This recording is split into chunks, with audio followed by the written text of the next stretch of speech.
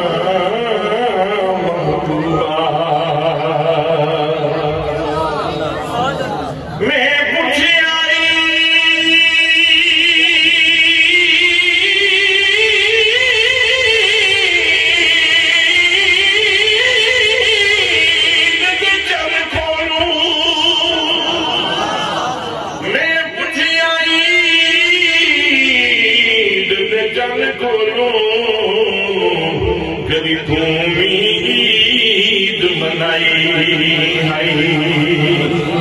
وہ سکھیا میری زندگی بچ ایک ایو جہی رات بھی آئی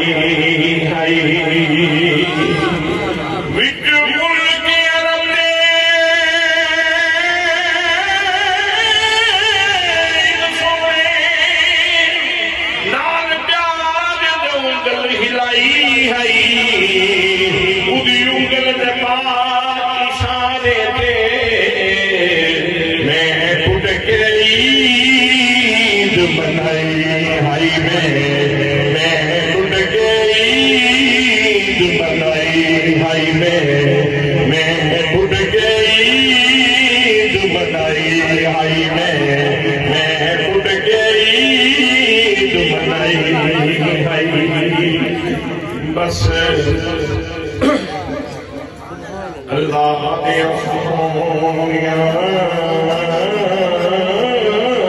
محبوبہ تیری بات سنانے گزر گئی میری عمر مدینے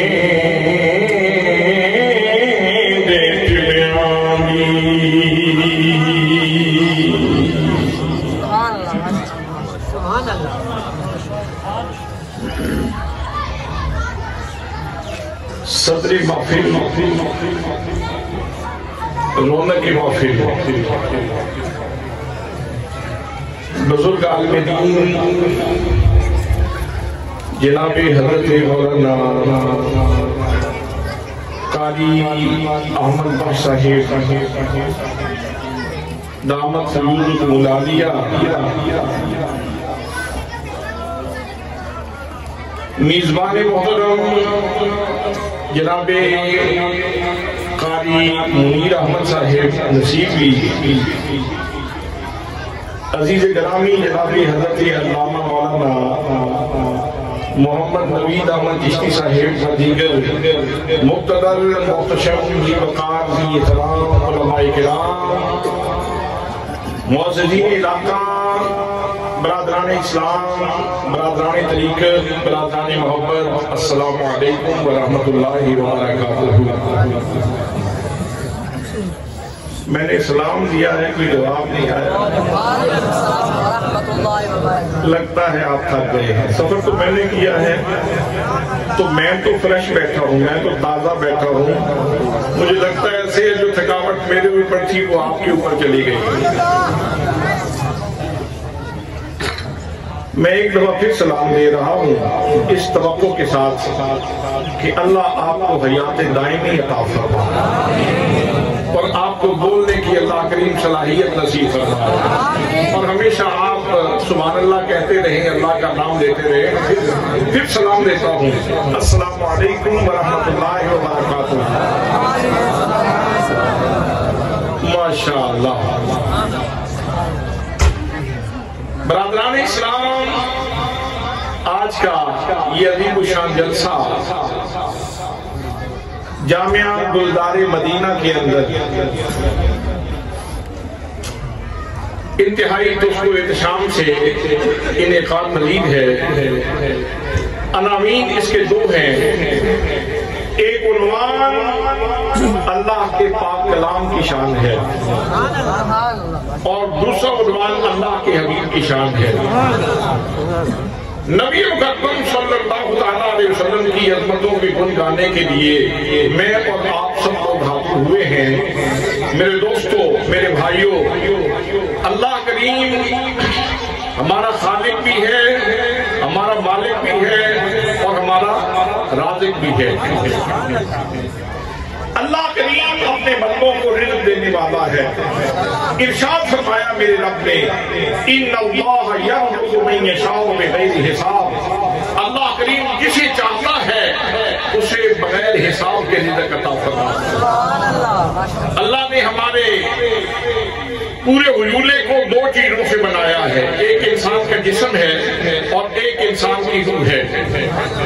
جسم کا پیدا کرنے والا بھی رب ہے اور روح کا پیدا کرنے والا بھی۔ روح امر ربی ہے، اللہ کریم نے اس کو اپنی جناب خاص سے بھیجا ہے، اس کو بھیجنے والا بھی اللہ کریم ہے۔ تو اللہ کریم نے ہمارے جسم کی غذا کا بھی اہتمام کیا ہے اور ہماری روح کی غذا کا بھی اہتمام کیا ہے۔ لیکن جب اس حقیقت کو میں کھولوں گا تو پھر آپ کی روح آپ کے جسم کے اندر وجد کرے گی۔ اگر آپ اپنے جسم کے رزق کی کہانی سنیں گے تو آپ نہال ہو جائیں گے، خوش ہو جائیں گے، اور اگر روح کے رزق کی کہانی سنیں گے تو پھر بھی آپ کی روح مسرور ہو جائے گی۔ حضرات محترم، انسان کا جسم چار چیزوں سے بنا ہے۔ جسم چار چیزوں سے بنا ہے، آگ سے، پانی سے، ہوا سے، مٹی سے۔ چار چیزوں کو ملا کر کے اللہ نے انسان کا جسم بنایا ہے، اور اس کی خوراک بھی اللہ کریم انہی چار عناصر سے تیار کرتا ہے۔ آپ مکی کھائیں تب بھی، آپ گندم کھائیں تب بھی، آپ باجرے کی روٹی کھائیں تب بھی، آپ کسی اور چیز کی روٹی بنا لیں پھر بھی، آپ تلخ فروٹ کھائیں تب بھی، آپ خشک فروٹ کھائیں تب بھی، یہ سارے کا سارا سلسلہ، یہ جتنی غذائیں تیار ہوتی ہیں ساری کی ساری چار عناصر سے تیار ہوتی ہیں۔ لیکن میرے دوستو، صرف انہی چار چیزوں پہ رک نہ جاؤ۔ جو لقمہ آپ منہ تک لاتے ہیں، اگر آپ اس لقمے سے ذرا اس کی کہانی سن لیں تو آپ کا ایمان تازہ ہو جائے، آپ کا ایمان تازہ ہو جائے۔ میں اللہ کے ایک بندے کا سہارا لے کر آپ کو وہ کہانی سنانا چاہتا ہوں۔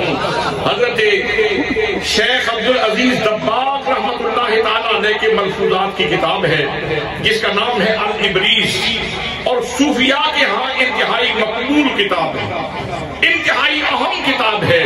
اس کے اندر حضرت شیخ عبدالعزیز دباغ رحمت اللہ تعالیٰ علیہ نے حضرت شیخ عبدالکریم المصراوی رحمت اللہ تعالیٰ علیہ کا ایک ملفوظ ذکر فرمایا ہے۔ آپ فرماتے ہیں کہ جب اللہ کریم نے اس زمین کو پیدا کیا تو زمین کے اوپر زندگی کا کوئی نشان نہیں تھا، روئیدگی کے کوئی آثار نہیں تھے، زندگی کے کوئی نشان نہیں تھے۔ پھر میرے رب نے چاہا کہ اس زمین کو، اس چٹیل میدان کو آباد کیا جائے، تو اللہ کریم نے تین انتظام فرمائے۔ میرے دوستوں، میرے بھائیوں، خلاق عالم نے، مالک دو جہاں نے فرشتوں کی جماعت بھیجی، 70,000 ملائکہ کو بھیجا، فرمایا میرے کرسیوں زمین کے اوپر جاؤ، اور وہاں جا کے زمین کے چپے چپے کے اوپر میری محبوب صلی اللہ علیہ وسلم کے اسم گرامی کا وظیفہ کرو۔ نبی کریم صلی اللہ علیہ وسلم کے نام کا وظیفہ کرو۔ حضرات فرشتوں کی جماعت آتی ہے، زمین کے چپے چپے کے اوپر نبی مکرم صلی اللہ علیہ وسلم کے نام نامی اسم گرامی کا وظیفہ ہوتا ہے۔ پھر اللہ کریم نے دوسری جماعت بھیجی، وہ بھی 70,000 ملائکہ کی جماعت ہے، ان کے ذمے لگایا کہ تم زمین کے چپے چپے پہ جا کے میرے محبوب صلی اللہ علیہ وسلم پہ درود و سلام پڑھو۔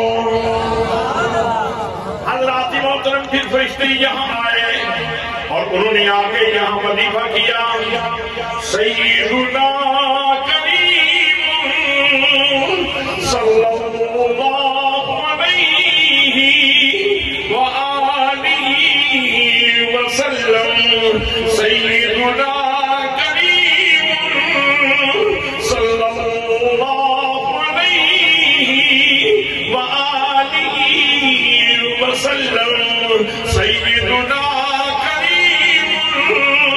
صلی اللہ علیہ وآلہ وسلم۔ یہ دوسرا وظیفہ ہوا۔ پھر اللہ کریم نے ایک اور جماعت بھیجی، فرمایا میرے ملکوتیوں تم بھی زمین کے اوپر جاؤ اور زمین کے چپے چپے کے اوپر میرے محبوب صلی اللہ علیہ وسلم کے جا کے محامد بیان کرو، میرے نبی کے محاسن بیان کرو، میرے محبوب کی خوبیاں بیان کرو، میرے نبی کی نعتیں بیان کرو۔ حضرات محترم، جب یہ تینوں وظیفے ہو گئے پھر اللہ کریم نے ان تین وظیفوں کی برکت سے حضرات پانی جاری فرمایا، پانی پیدا فرمایا، چشمے جاری فرمائے، پھر دریا بن گئے، اور پھر اس کے بعد زمین کے اوپر جتنی ہریالی موجود ہے، جتنا غلہ موجود ہے، جتنا اناج موجود ہے، حضرات محترم یہ جتنی رویدگی ہوئی، اس سارے کے پیچھے نبی کریم صلی اللہ علیہ وسلم کے اسم مبارک کی برکت موجود ہے۔ جو لقمہ منہ تک لاتے ہو، اگر اس کو بولنے کی صلاحیت ملے، اللہ کریم اس کو بولنے کی قدرت دے، اور آپ پوچھیں کہ تم کیا لے کے آئے ہو، تو وہ کہے گا کہ یہ نہ سمجھنا کہ میں بھٹکر کی سرزمین سے صرف آیا ہوں، میری جیب میں اسم محمد کی برکتیں موجود ہیں، میری جیب میں درود و سلام کی برکتیں موجود ہیں، میری جیب میں نبی مکرم صلی اللہ علیہ وسلم کی نعت خوانی کی برکت موجود ہے۔ اسی لیے تو ہم کہتے ہیں کہ داسون محمد دا، کہ داسون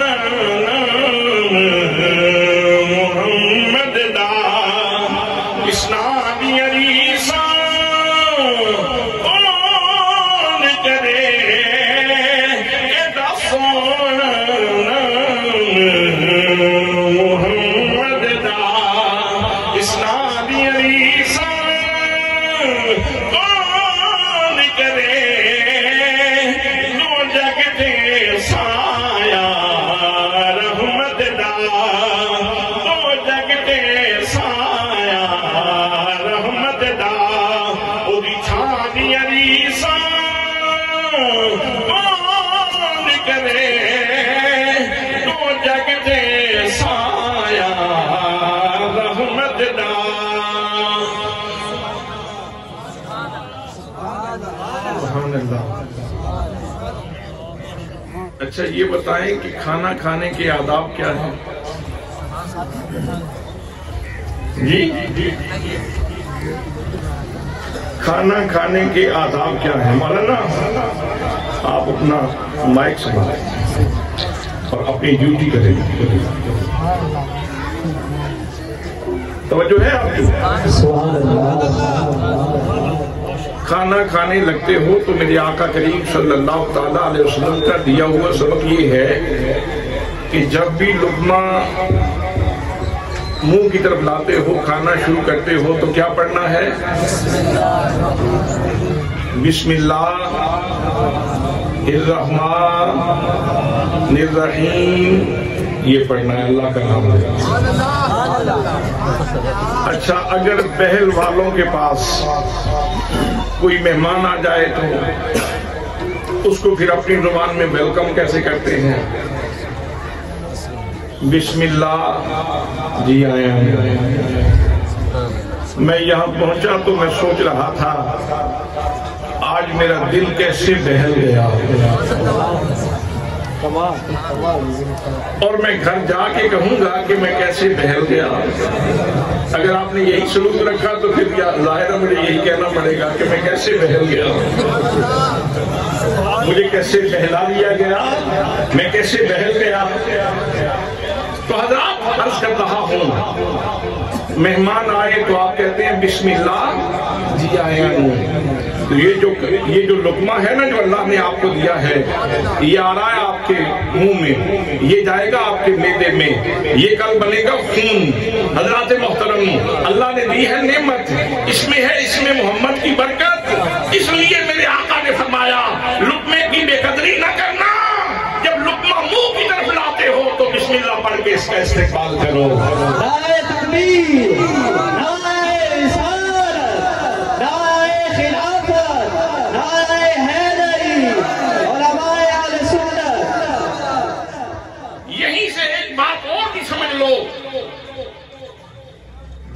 مجرم کیوں ہے، مزدور محرم کیوں ہے؟ بھئی ڈاکو بھی اپنی اولاد کے لیے، اپنے بچوں کے لیے روزی کما کر کے لاتا ہے، مزدور بھی اپنے بچوں کے لیے روزی کما کر کے لاتا ہے۔ مزدور پرامن ماحول میں، پرسکون ماحول میں روزی کماتا ہے اپنے بچوں کے لیے، پسینہ اس کا نکلتا ہے۔ ڈاکو تو اپنی جان کے اوپر کھیل کے روزی کما کے اپنے بچوں کے لیے لاتا ہے۔ وہ حضرات ڈاکو مجرم کیوں ہے، مزدور محرم کیوں ہے؟ وجہ کیا ہے؟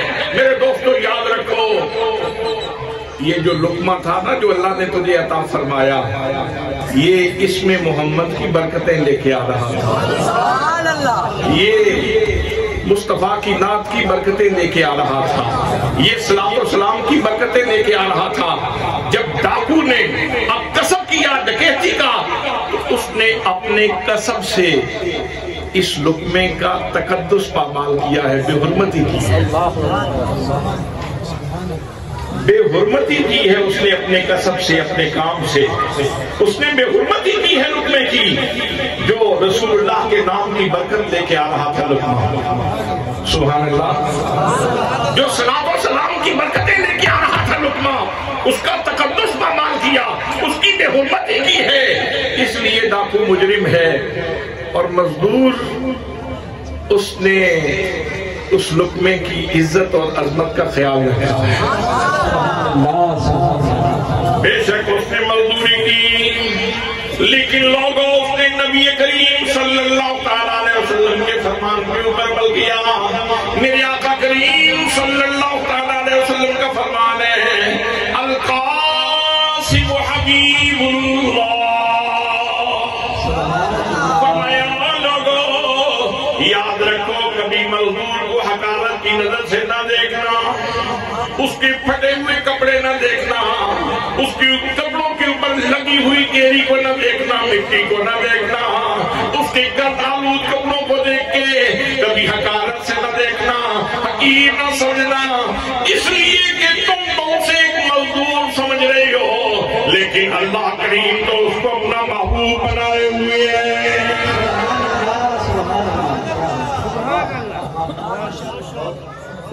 اچھا چلو آج کے جلسے کا ایک تحفہ آپ کو میں یہ دے رہا ہوں، روٹی تو پہلے بھی آپ کھاتے ہیں، روٹی تو آپ پہلے بھی کھاتے ہیں، آئندہ بھی کھائیں گے، پانی تو آپ نے پہلے بھی آپ پیتے ہیں، آئندہ بھی پیئیں گے، لیکن آج کے بعد جب پانی منہ کی طرف لاؤ نا تو اس وقت یہ تصور کیا کرو، اچھا اس میں تو اس میں محمد کی برکت موجود ہے۔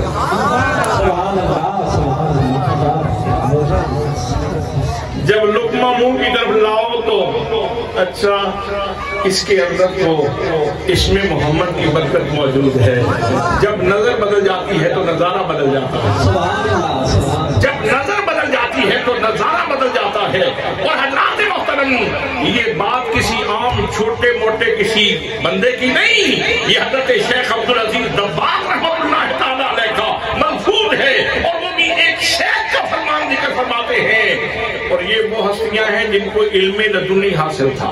سبحان اللہ۔ میرے دوست آئندہ جب لقمہ لوگے روح مسرور ہو جائے گی، دل خوش ہو جائے گا، پھر تیرا دل یہ کہے گا اے عظمت مرسل نور خدا،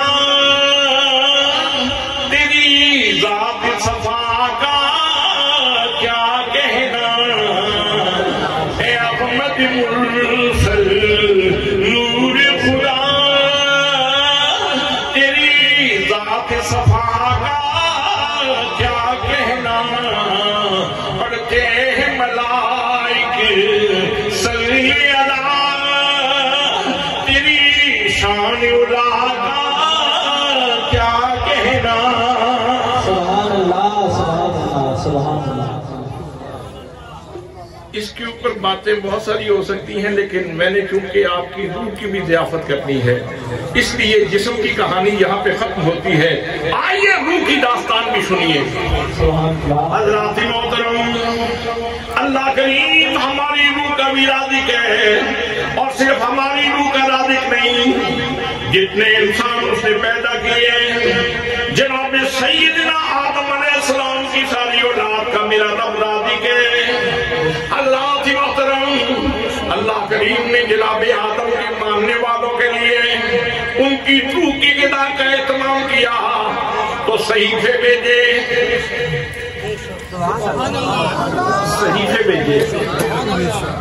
اور صحیفے تختیوں کی صورت میں تھے لوگوں سے کہا کہ تم تختیوں سے اس تختی کو پڑھو اس سے استفادہ کرو اور اپنی روح کو مضبوط کر لو اپنی روح کو مضبوط کر لو جناب سیدنا حضرت نوح علیہ السلام ان کی ماننے والوں کو روحانی رزق عطا فرمایا تو صحائف عطا فرمائے صحیفے تختیوں کی صورت میں تھے لوگوں نے تختیوں سے استفادہ کیا جناب سیدنا ابراہیم علیہ السلام کے ماننے والوں کے لیے اللہ کریم نے تختیاں بھیجی صحیفے بھیجے تختیوں سے لوگوں نے استفادہ کیا جناب حضرت داؤد علیہ السلام کی کتاب زبور تختیوں کی صورت میں ہے لوگ تختیوں سے استفادہ کرتے ہیں اور اپنی روحانی بالیدگی کا اہتمام کرتے ہیں جناب حضرت موسیٰ کلیم اللہ علیہ السلام کی کتاب تورات تختیوں کی صورت میں ہے لوگ تختیوں سے استفادہ کرتے ہیں اور اپنی روحانی تقویت کا انتظام کرتے ہیں جناب سیدنا عیسیٰ علیہ السلام کی کتاب انجیل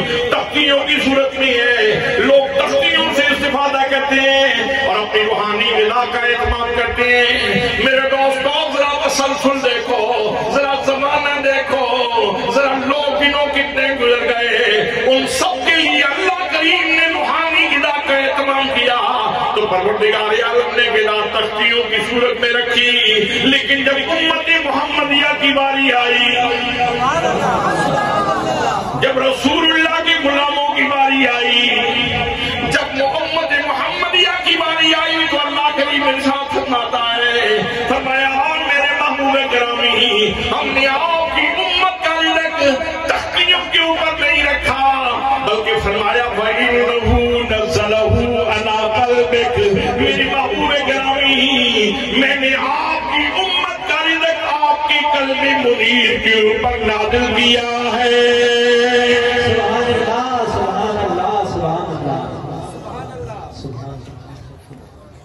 آپ کو سمجھ آئی میں نے کیا کہا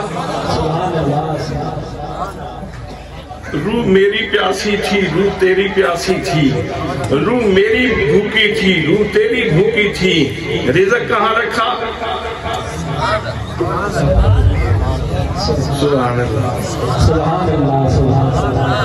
بھئی رزق کہاں رکھا قلب مصطفیٰ کے اوپر کہا تیرا رزق تیرا حصہ میں نے قلب مصطفیٰ کے اوپر رکھا وہاں سے لے لو سبحان اللہ سبحان اللہ سبحان اللہ سبحان اللہ سبحان اللہ سبحان اللہ سبحان اللہ سبحان اللہ اللہ نے میرا اور آپ کا روحانی رزق مصطفیٰ کریم صلی اللہ تعالیٰ علیہ وسلم کے علم نشرہ والے سینے کے اوپر نازل کیا ہے اور پھر مزے کی بات اس نے پھر ذہن مصطفیٰ کا سفر کیا قلب مصطفیٰ سے اس نے ذہن مصطفیٰ کا سفر کیا سبحان اللہ فکر مصطفیٰ کا سفر کیا پھر وہاں سے سفر کر کے اس نے زبان مصطفیٰ کو چوما اس نے زبان مصطفیٰ کو چوما زبان مصطفیٰ کو چوم کے پھر اس نے لب مصطفیٰ کو چوما پھر میرے آقا بولے تو یہ قرآن لب مصطفیٰ کو چوم کر جیسے باہر نکلا تو حضرت صدیق اکبر نے محفوظ کر دیا حضرت خدیجۃ الکبریٰ نے محفوظ کر دیا حضرت علی المرتضیٰ شیر خدا نے محفوظ کر دیا حضرت زید بن حارثہ نے محفوظ کر دیا حضرات کور زوگ لوگوں کو کیا معلوم کہ کیا ملا ہے جن کی طبیعت ٹھیک نہ ہو جن کا مزاج ٹھیک نہ ہو جن کو ذائقے کا پتہ نہ ہو وہ کیا جانے کہ اللہ نے کیا دیا ہے اور کیسے دیا ہے جن کو اللہ نے ذوق لطیف دیا ہے وہ تو یوں محبت کا اظہار کرتے ہیں وہ فرماتے ہیں پتلی پتلی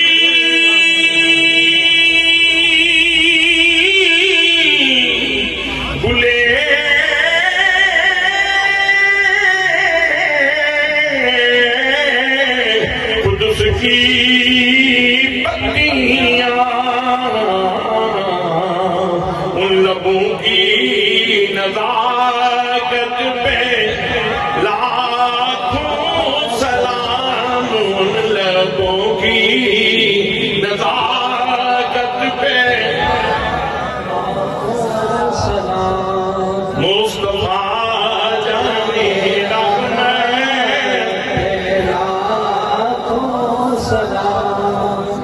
نہیں، میں تقریر ختم کرنے لگا ہوں، مجھے آپ کا سلام پسند نہیں آیا۔ روٹی مصطفیٰ کے نام کی کھاتے ہو، سلام کیوں نہیں پڑھتے؟ پانی مصطفیٰ کے نام کی برکت والا پڑھتے ہو، مصطفیٰ جانے رحمت کیوں نہیں کہتے؟ سارے میرے ساتھ مل کے پڑھو، مصطفیٰ جانے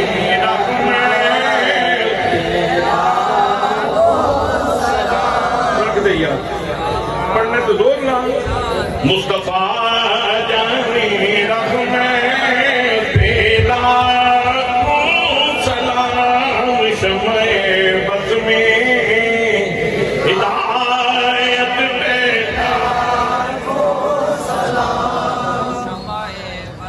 اچھا مجھے ایک بات بتائیں،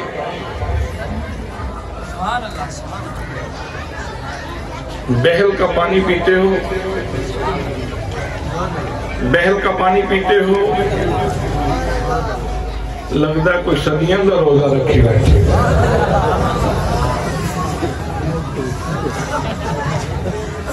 بہل کا پانی پیتے ہو تو کبھی زمزم کا بھی پیتے ہو؟ فرق کیا رکھتے ہو؟ بہل کا پیو، دریا خان کا پیو، بھکر کا پیو، میاں والی کا پیو، دلے والی کا پیو، ملتان کا پیو، جھنگ کا پیو، اتباق کا پیو، صادق آباد کا پیو، بیٹھ کے پیتے ہو، بیٹھ کے پیتے ہو، لیکن جب بتا دیا جائے حضرت یہ چھوٹی سی پیالی ہے، زمزم شریف ہے، زمزم شریف ہے، پھر انداز کیا ہوتا ہے؟ جو محفل میں سب سے بڑا ہوگا نا، اس کو بھی اگر پیش کرو گے وہ کہے گا پتر ذرا نیڑے آؤ، کندھے تے ہاتھ سے میں نے اٹھ کے ذرا کھڑا کر، تے قبلہ کیڑے پاس سے ہے، میرا منہ قبلے وال کر، قبلے کی طرف منہ کر کے پھر پانی پینے لگا بابا، تو پتہ نہیں پانی پینے سے پہلے، چھوٹی سی پیالی پینے سے پہلے کتنی دعائیں کر رہا ہے۔ مولا میرے بچے دی خیر ہوئے، میری بچیاں دی خیر ہوئے، میرے خاندان دی خیر ہوئے، میرے قبیلے دی خیر ہوئے، سونے کرم کری، مہربانی کری، حضرات اتنی دعائیں کر رہا ہے، اس لیے کہ بابے کو پتا ہے کہ میرے آقا کریم صلی اللہ علیہ وسلم نے فرمایا جو بندہ زمزم پینے سے پہلے جو دعا کرتا ہے اللہ کریم اس کی دعا کو قبول کر لیتا ہے۔ اس لیے بابا جلا نہیں، بابا سیانہ ہے، بابا جی دعا کر رہے ہیں، بابا جی دعا کر رہے ہیں، پانی پی لیا۔ بابا جی یہ آپ نے اتنا تکلف کیوں کیا؟ بیٹھ کے پی لیتے، بیٹھ کے پی لیتے پانی، روزانہ بہل کا پانی بیٹھ کے پیتے ہو تو کھڑے کیوں ہو گئے؟ حضرات محترم، بابا جی سے پوچھا بابا جی کھڑے کیوں ہو گئے آپ بیٹھ کے پانی پی لیتے؟ تو بابا جی کہنے لگے بچے کان کھول کر سن لے، یہ پانی کوئی عام پانی نہیں ہے، بلکہ یہ وہ پانی ہے جس نے حضرت اسماعیل کے قدموں کے بوسے لیے، اور لوگوں میں حضرت اسماعیل علیہ السلام کے قدموں کے بوسے لینے والے پانی کا ذکر نہیں کرتا، میں تو اس کلام الہی کا ذکر کر رہا ہوں جو خود اللہ کا کلام ہے، جو نبی کریم صلی اللہ علیہ وسلم کے سینے پہ نازل ہوا ہے، جو میرا اور تیرا روحانی رزق ہے، اور اللہ کریم نے کیسے عطا فرمایا، نبی کریم صلی اللہ علیہ وسلم کی لبوں کو چوم کے آ رہا ہے۔ سبحان اللہ۔ اچھا، اس مجلس میں، اس محفل میں، اس کانفرنس میں جامعہ تاجدار مدینہ کے اندر جبکہ بہار مدینہ کی ہوا چل رہی ہے، سبحان اللہ سبحان اللہ، اس بہار مدینہ میں، گلدار مدینہ میں اگر آقا کریم صلی اللہ تعالیٰ علیہ وسلم تشریف لے آئیں تو آپ میں سے کتنے لوگ ہیں جو آپ کے قدم چومنا چاہیں؟ جی، اگر ہاتھ کھڑا کر دیں گے تو پھر بھی کوئی حرج نہیں ہے۔ کتنے لوگ ہیں میرے سمیت کہ قدموں پہ گروں، قدم چوموں، قدم بوسی کروں؟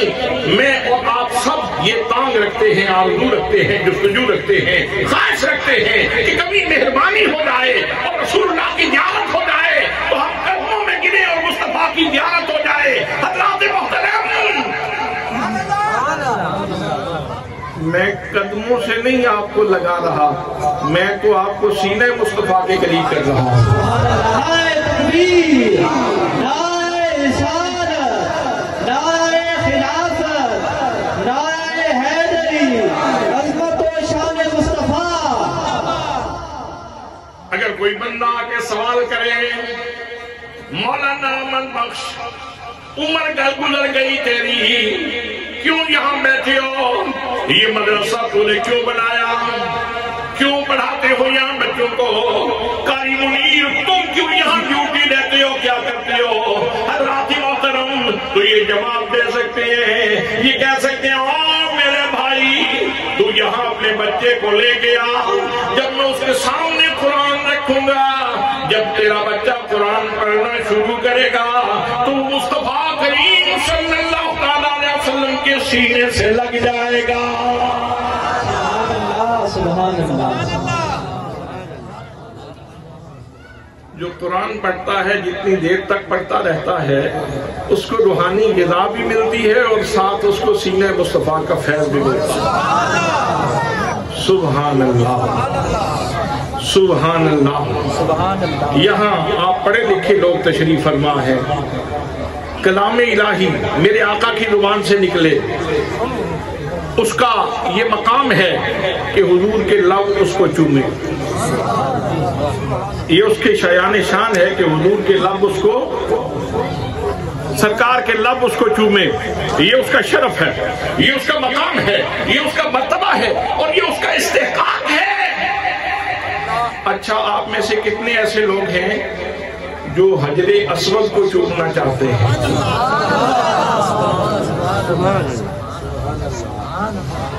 سبھی نے ہاتھ کھڑے کیے نا؟ سبھی نے ہاتھ کھڑے کیے۔ اور کعبۃ اللہ کا طواف کرتے ہوئے جب بندہ حجر اسود کے سامنے آتا ہے نا تو طبیعت مچل جاتی ہے، لیکن وہاں ظلم بھی ہوتا ہے۔ بعض لوگ انسانی احساسات کا لحاظ نہیں رکھتے اور لوگوں کو مار کے آگے جانے کی کوشش کرتے ہیں، یہ درست نہیں ہے۔ اللہ نے حجر اسود کو بوسہ دینے کا ایک متبادل بھی دیا ہے، وہ یہ ہے کہ لوگوں کو تکلیف نہ دو، مسلمان کو تکلیف دینا حرام ہے۔ اگر آسانی سے بوسہ نہیں دے سکتے، دور سے استلام کر لو۔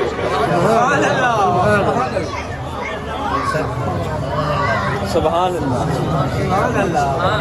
میرے نبی مقدم صلی اللہ تعالیٰ علیہ وسلم کا ارشاد گرامی ہے، فرمایا لوگوں کان کھول کر سن لو، یہ جو کالا پتھر ہے کعبے کی کلیجے میں لگا ہوا، اس کو معمولی نہ سمجھنا۔ فرمایا الحجر یمین اللہ، سبحان اللہ، سبحان اللہ، یصافح بہ عبدہ عبادہ۔ فرمایا لوگو، یہ جو حجر اسود ہے اس کو اللہ کا دایاں ہاتھ سمجھو، اس کے ساتھ اللہ کریم اپنے بندوں سے مصافحہ فرماتا ہے، اور جس بندے نے حجر اسود کو چوم لیا یا حجر اسود کو بوسہ دے لیا، کل قیامت کے روز حجر اسود اس کی شفاعت کرے گا۔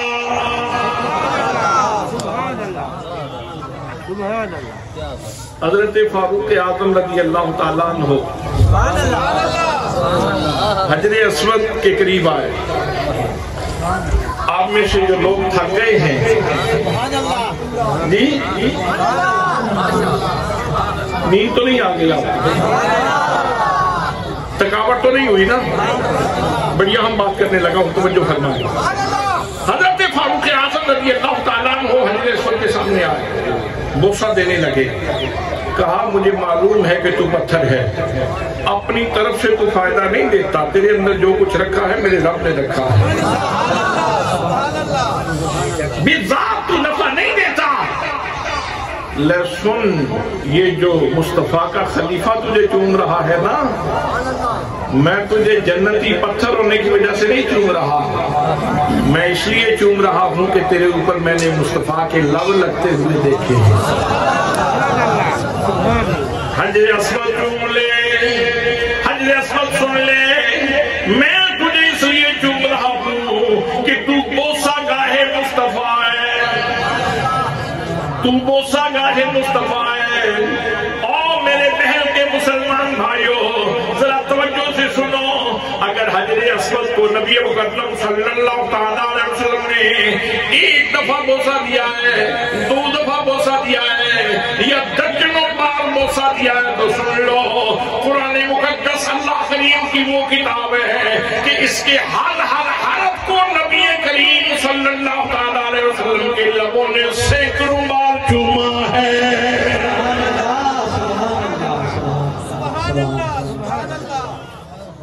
کتنا آسان ہے، گھر بیٹھے بیٹھے تیری عید ہو جائے. آج پھر دل پیا کرتا ہے جنہوں مصطفیٰ نے چومے ہیں انہوں میں پھر چوما، جنہوں میرے نبی نے چومے آج پھر دل پیا کرتا ہے انہوں پھر چوما. تو پھر پریشان ہونے کی لوڑ ہے، وضو کرتے بیٹھ جا قرآن پڑھنا شروع کر دو. جو حرف زبان سے نکلے گا تیرے لب اس کو چومتے رہیں گے، وہ لفظ باہر آتے رہیں گے. اور بوسہ گاہ مصطفیٰ کو تو چوم لے گا. قرآن مقدس کا ہر حرف یہ میرا اور تیرا روحانی رزق بھی ہے اور بوسہ گاہ مصطفیٰ بھی ہے، اس کے ساتھ برکتیں بھی موجود ہیں. حضرات صرف نظر بدل جائے تو نظارہ بدل جاتا ہے. اور جب اس احساس کے ساتھ قرآن پڑھو گے، اس احساس کے ساتھ قرآن پڑھو گے تو پھر آنکھوں میں آنسو بھی آ جائے گا،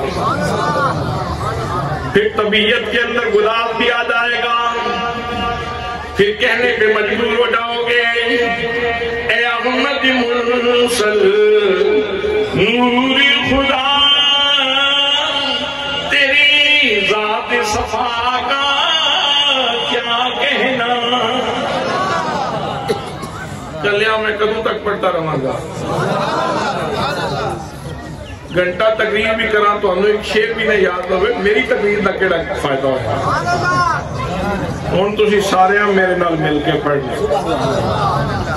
بچوں کوئی بندہ کہہ سکتا ہے میری سر کوئی نہیں، اس دربار میں سر نہیں دیکھی جاتی، خلوص دیکھا جاتا. اے احمد مرسل نور خدا،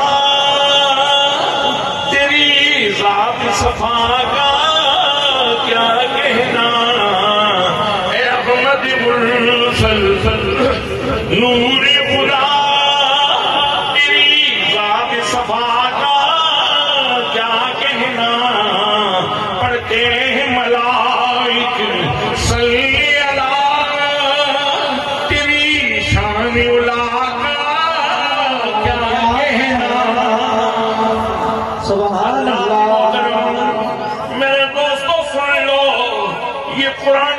صلی اللہ کریم نے میری اور تیری روحانی رزق کے طور پہ نازل فرمایا ہے.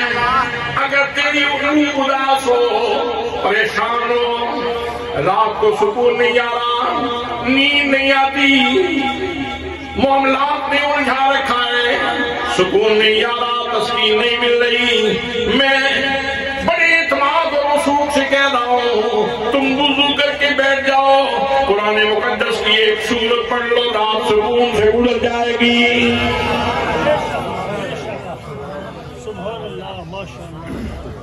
ایک گل تھوڑی جی پنجابی جی پوچھ لوا،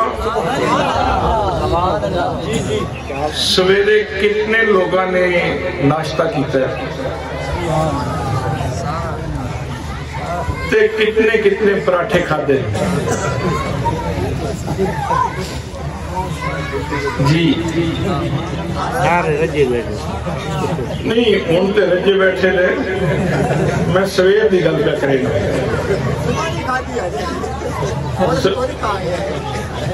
نہیں اس وقت تمہیں پتا سی جلسے پہ جانا ہے، مولویاں دے ہاتھ چڑھ جانا ہے، انہیں پتا نہیں کس نے چھٹی لینی، انہیں لنگر اس ویلے دینا ہے جس ویلے ساڈا ارگ کٹ دینا، رگڑا دے کے رگڑا۔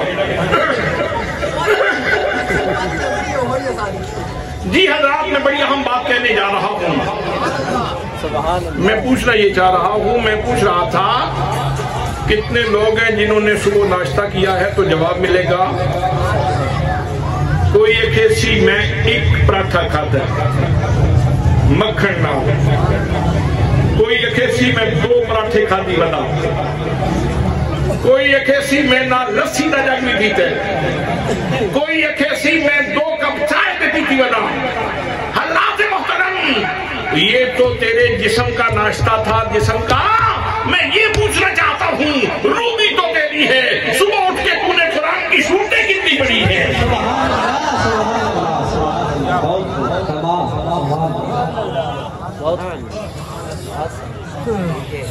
اپنے آپ کے ساتھ انصاف کرو، اپنے آپ کے ساتھ انصاف کرو، اپنی روح کے ساتھ انصاف کرو۔ قرآن تیری روح کی غذا ہے۔ جہاں صبح سویرے اہتمام کرتے ہو کہ اچھا سا ناشتہ تیار ہو، تو وہاں ساتھ ہی صبح سویرے نماز پڑھی، اور نماز پڑھنے کے بعد قرآن مقدس کھول لیا، اور پھر جتنی دیر تک قرآن مقدس آپ پڑھ رہے ہیں تو یوں سمجھے کہ میں تو اتنا شرف والا بندہ ہوں کہ سینہ مصطفیٰ سے جڑا ہوا ہوں، سینہ مصطفیٰ سے جڑا ہوا ہوں، اور میں تو وہ خوش نصیب آدمی ہوں کہ یہی حروف جو میں ابھی زبان سے نکال رہا ہوں، یہی حروف کو تو میرے آقا چوما کرتے تھے اور آپ کے لبوں سے لگ کے وہ باہر آتے تھے، تو اب میں چوم رہا ہوں۔ سویرے عید تھی ویسی، فجری عید تھی ویسی نہیں، عید ہو ویسی نہیں۔ حضرات محترم، تو عرض کر رہا ہوں قرآن مقدس یہ اللہ نے میری اور تیری روح کی غذا کے طور پہ نازل کیا ہے۔ ایک لقمہ پیش کروں؟ اللہ کریم نے ارشاد فرمایا ما کان محمد ابا فرمایا لوگوں سن لو، محمد عربی صلی اللہ علیہ وسلم تم مردوں میں سے کسی کے باپ نہیں ہے۔ 4 بیٹیاں تھیں، 3 بیٹے ہوئے، بیٹیاں پروان چڑھی جوان ہوئیں، لیکن بیٹے ایام طفولیت میں ہی چلے گئے، رجولیت کی عمر کو نہیں پہنچے۔ رجل کہتے ہیں جب بندہ پورا مرد بن جائے تو اس کو رجل کہا جاتا ہے۔ تو فرمایا بلا کے رسول اللہ، فرمایا ما کان محمد ابا احد من رجالکم، محمد مصطفیٰ تم مردوں میں سے کسی کے باپ نہیں ہے۔ آگے پھر اگلی بات سنو، فرمایا ولکن رسول اللہ، جسمانی طور پہ تم میں سے کسی کے باپ نہیں ہے، لیکن اللہ کے رسول ہے، اللہ کے رسول۔ اور حضرات اللہ کے رسول کی شان کیا ہوتی ہے؟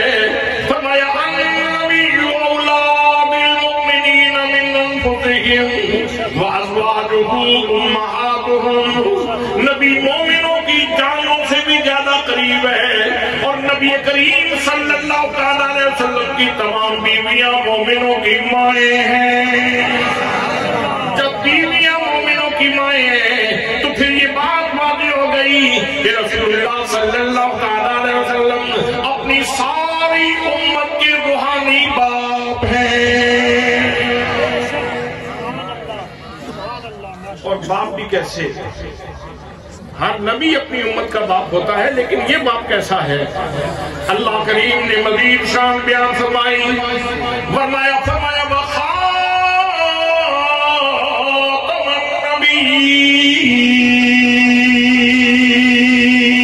النبیین، فرمایا لوگوں سن لو، پہلے نبی آتے رہے، ان کے زمانے معبود، ان کے علاقے معبود تھے، یکی بعد دیگرے آتے رہے، کبھی ایک نبی کبھی دوسرا نبی، لیکن جب آمینہ کا لال آیا ہے تو میں نے اپنے محبوب صلی اللہ علیہ وسلم کو یہ شان عطا فرمائی ہے، فرمایا وما ارسلناک الا رحمۃ للعالمین۔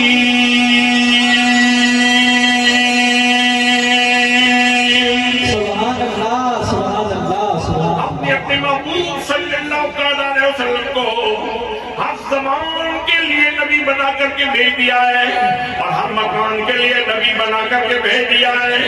نہ زمین میں کسی نئے نبی کی گنجائش، نہ آسمان میں کسی نئے نبی کی گنجائش، نہ چاند کے اوپر، نہ سورج کے اوپر، نہ زحل کے اوپر، نہ پلوٹو کے اوپر، نہ نیپٹون کے اوپر، نہ سیارگان فلکی میں، نہ کسی خلائی اسٹیشن میں۔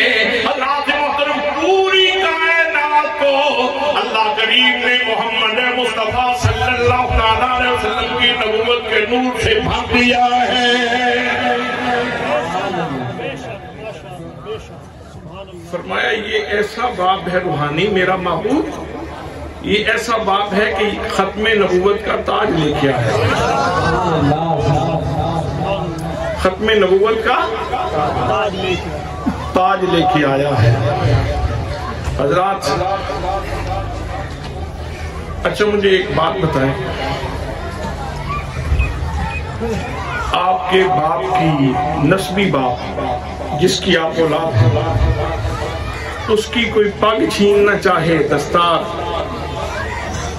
اس کی عزت کا شملہ کوئی چھیننا چاہے تو بہل والوں غیرت مند بندے کا ریسپانس اور رد عمل کیا ہوگا؟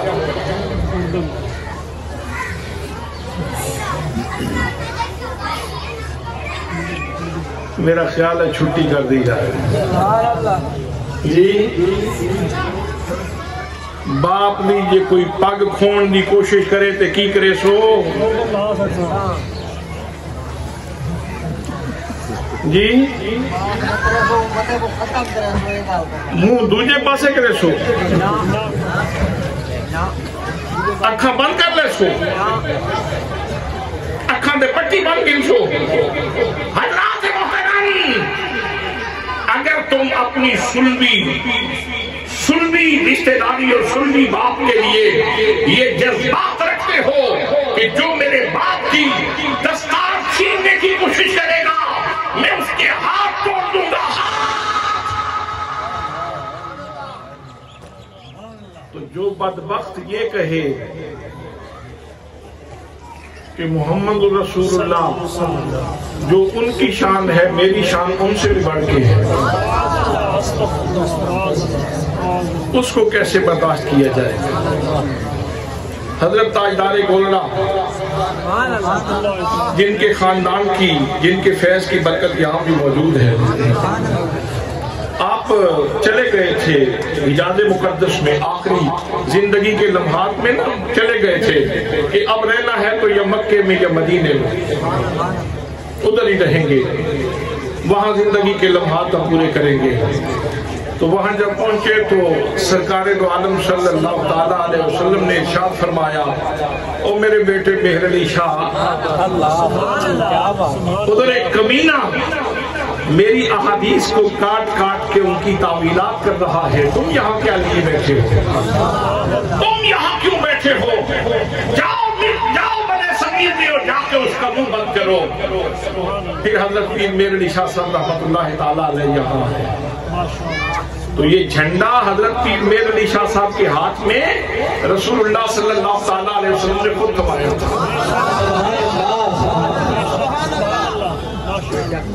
آپ تشریف لائے، مرزا قادیانی نے کہا میرے علی شاہ جی میرے ساتھ مقابلہ کر لیں، میں بھی تفسیر لکھتا ہوں، آپ بھی تفسیر لکھیں، جس کی تفسیری فصاحت و بلاغت زیادہ ہوگی، جس میں تشبیہ و استعارہ زیادہ ہوگا، جس کے پاس بلاغی اعجاز ہوگا، وہ جیت جائے گا۔ حضرت پیر میرے علی شاہ صاحب رحمت اللہ تعالیٰ علیہ نے جواب دیا، دعوے نبوت کے مقابلے انشاء پردازی کے، دعوے نبوت کے کرتے ہو، مقابلے انشاء پردازی کے کرتے ہو۔ اگر دعوے نبوت کرتے ہو تو پھر آؤ، تم کہتے ہو میں نبی ہوں، میرا دعویٰ یہ ہے، میرا دعویٰ یہ ہے کہ میں رسول اللہ کا غلام ہوں۔ تم بھی اپنا قلم اور کاغذ رکھو، میں بھی اپنا قلم اور کاغذ رکھتا ہوں، جو سچا ہوگا اس کا قلم خود لکھے گا۔ نعرہ تکبیر، نعرہ رسالت، نعرہ خلافت، نعرہ حیدری، تاجدار ختم نبوت، تاجدار ختم نبوت، تاجدار ختم نبوت۔ فبہت الذی کفر، ٹوٹ گئی کمر، کبھی دیکھے ادھر کبھی دیکھے ادھر، کچھ نہیں آتا نظر، بھاگ گیا۔ جب یہ تحریک تھوڑی سی وہ کامیابی ہو گئی نا اللہ کے فضل سے، اور ذرا سکون ہوا، تحریک کی گرمی ذرا کم ہوئی، تو ایک اہل حدیث مولوی صاحب غلام غوث العربی، اس نے کہا پیر جی اتنا بڑا دعویٰ آپ نے کر لیا تھا، کیا واقعی ایسا ہو جاتا؟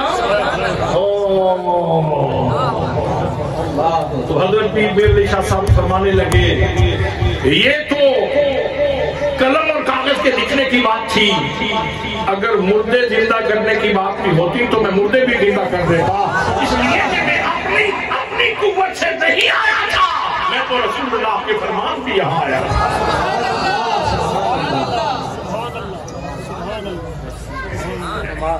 حضرات محترم، تو جب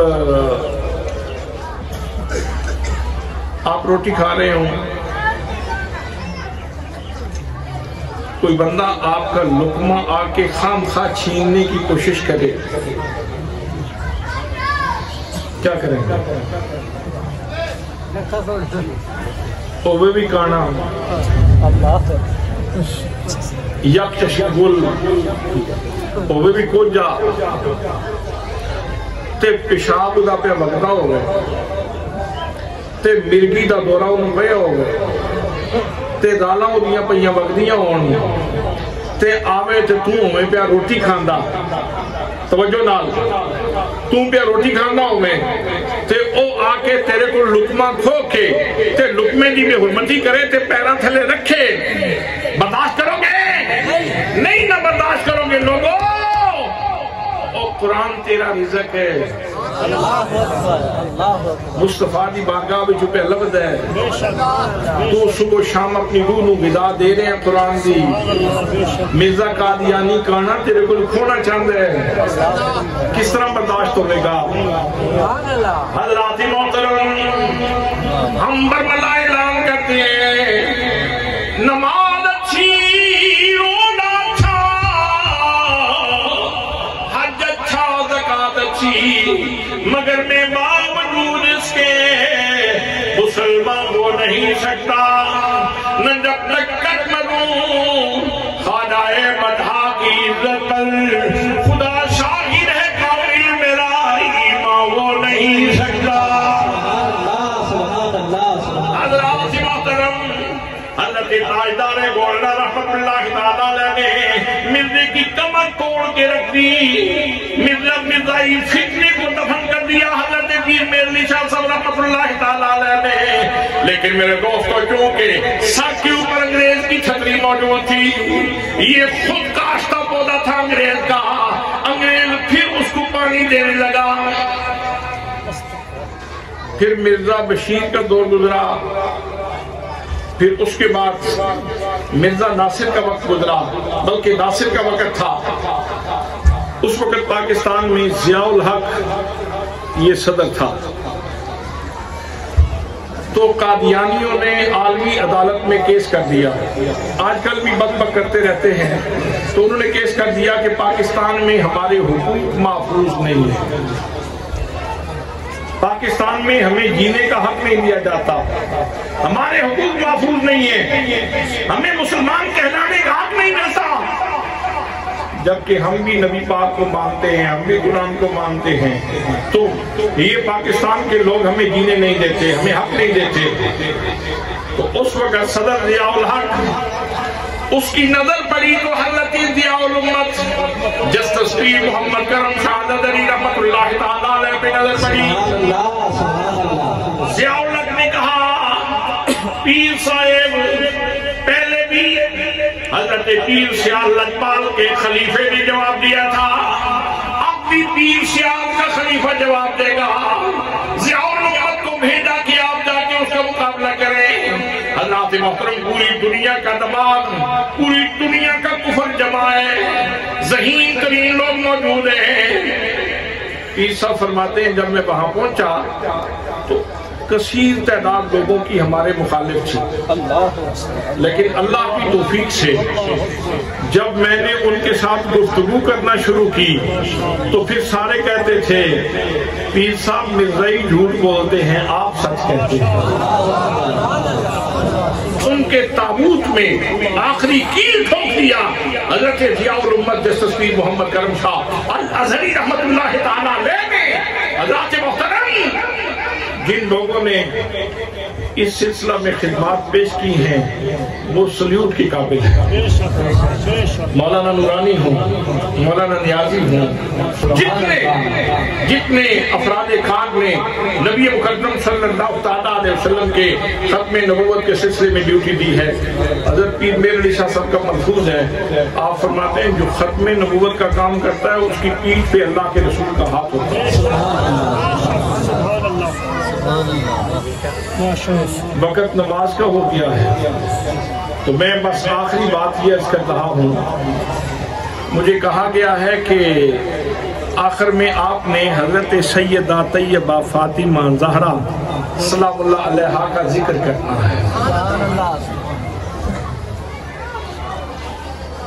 ویسے یہ ہستی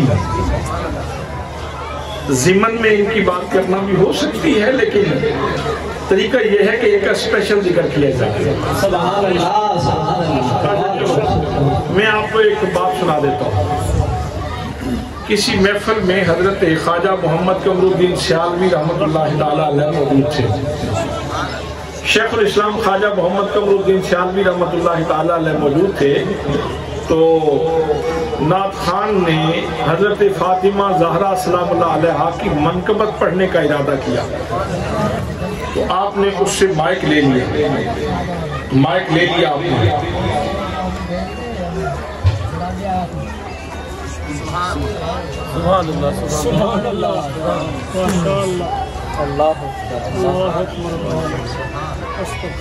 آپ نے اس سے مائک لے لیا اور مائک لے کے نا آپ نے فرمایا مجمع میں جن لوگوں کا وضو نہیں ہے سارے وضو کر کے آئیں.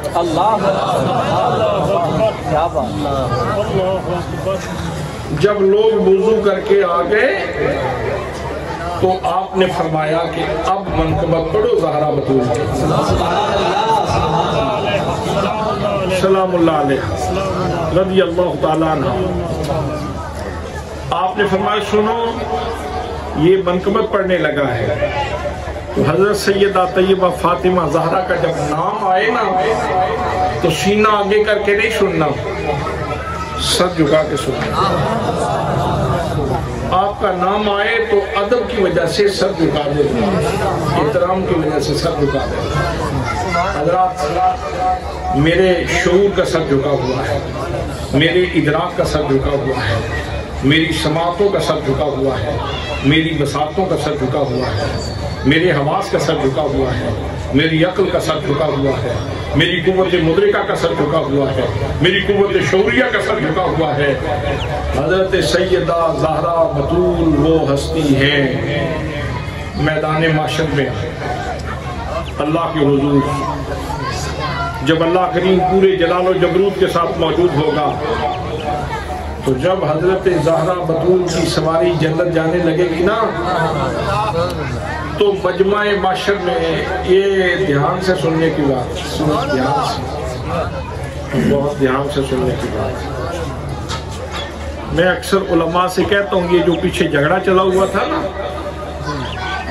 حضرت زہرا بطول کے حوالے سے، میں نے وہاں ایک میٹنگ میں بھی کہا تھا، میں نے کہا آپ علماء بال کی کھال اتارتے ہیں، استشہاد کرتے ہیں، آپ استدلال کرتے ہیں، اس سے بھی تو کوئی نتیجہ نکالو کہ مجمع معاشر میں نبیوں کو بھی کہا جا رہا ہے، رسولوں کو بھی کہا جا رہا ہے، صدیقوں کو بھی کہا جا رہا ہے، شہداء کو بھی کہا جا رہا ہے، صالحین کو بھی کہا جا رہا ہے، سب کو کہا جا رہا ہے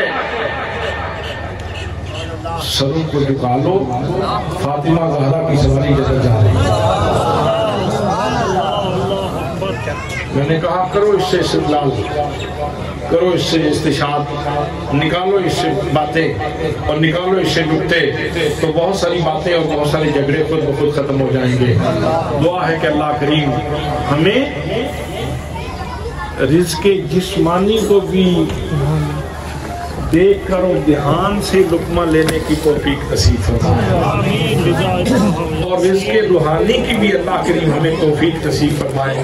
میں پھر کہوں گا کہ یہ جو مدرسہ ہے یہ روحانی رزق کا ڈپو ہے، یہ روحانی رزق کا ڈپو ہے۔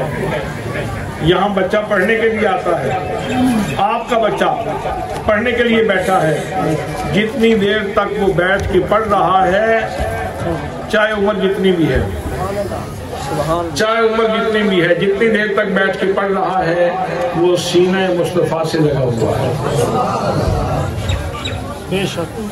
اور جتنی دیر تک وہ پڑھ رہا ہے وہ ان حروف کو بوسہ دے رہا ہے جن حروف کو میرے آقا نے چھوڑا ہے۔ سبحان اللہ۔ اگر کوئی اس کیف میں ڈوب کے قرآن پڑھے گا تو یقیناً اس کی قسمت بدل جائے گی۔ اللہ کریم ہم سب کو عمل کی توفیق نصیب فرمائے۔ وعلیہ